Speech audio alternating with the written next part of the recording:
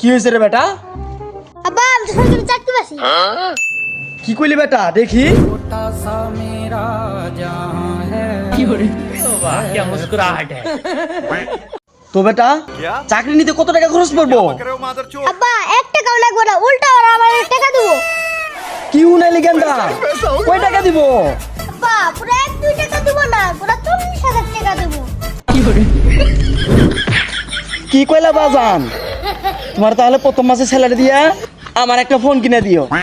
তোমারও কিনা দেবো, মারও কিনা দেবো, পুরো 34 টাকা কিনা দেবো।